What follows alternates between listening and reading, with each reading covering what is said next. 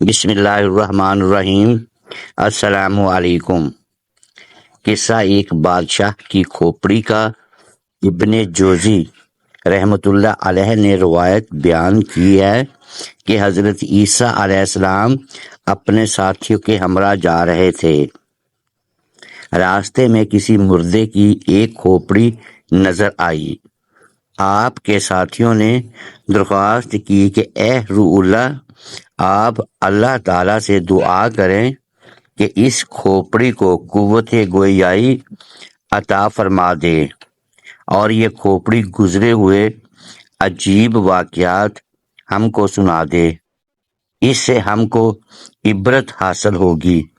حضرت عیسیٰ علیہ السلام نے 2 رکعت نماز پڑھی اور اللہ تعالیٰ سے دعا کی۔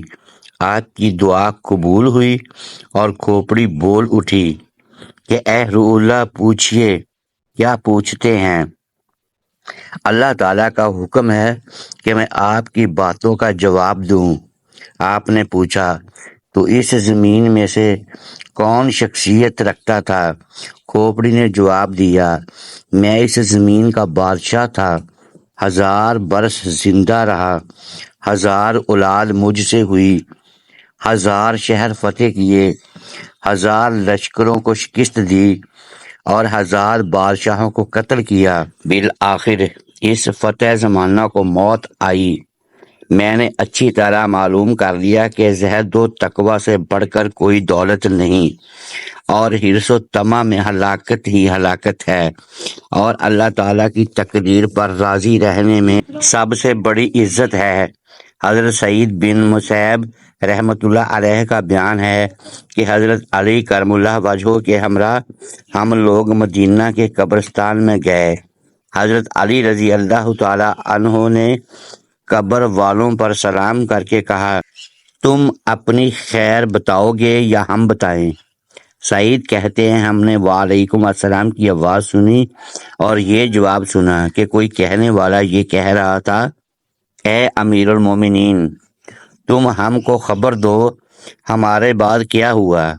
حضرت علی رضی اللہ تعالی عنہ نے کہا، سن لو، تمہاری بیویوں نے شادی کر لی، تمہارے مال بٹ گئے، تمہاری اولاد یتیموں میں شامل ہو گئی، اور جس مکان کا تم نے بڑا مستحکم بنایا تھا اس میں تمہارے دشمن آباد ہو گئے۔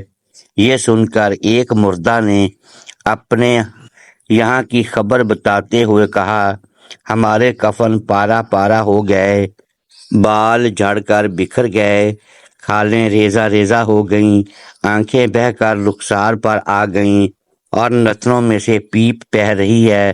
ہم نے جو کچھ آگے بھیجا اس کو پایا، اور جو پیچھے چھوڑا اس میں نقصان ہوا۔ ہم تو اپنے اعمال ہی کے ممنون کرم۔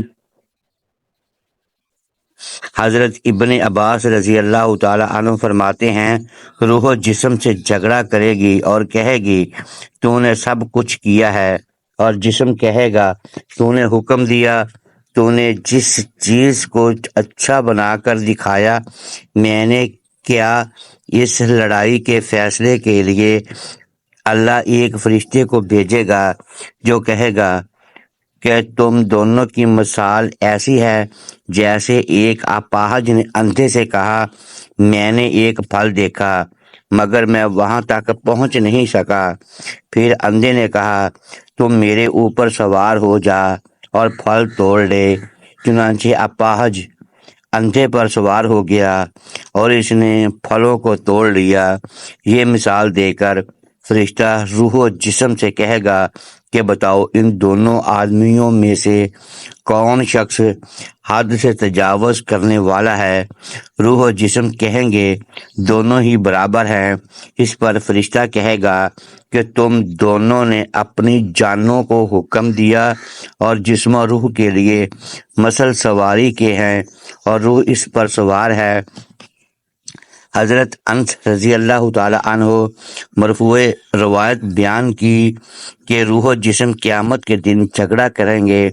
جسم کہے گا، میں تو کھجور کے تنے کی طرح پڑا ہوا تھا، اگر روح نہ ہوتی تو میں نہ ہاتھ ہلا سکتا تھا نہ پاؤں، اور روح کہے گی میں تو ایک ہوا تھی، اگر جسم نہ ہوتا تو میں کچھ کرنے کی طاقت نہ رکھتی۔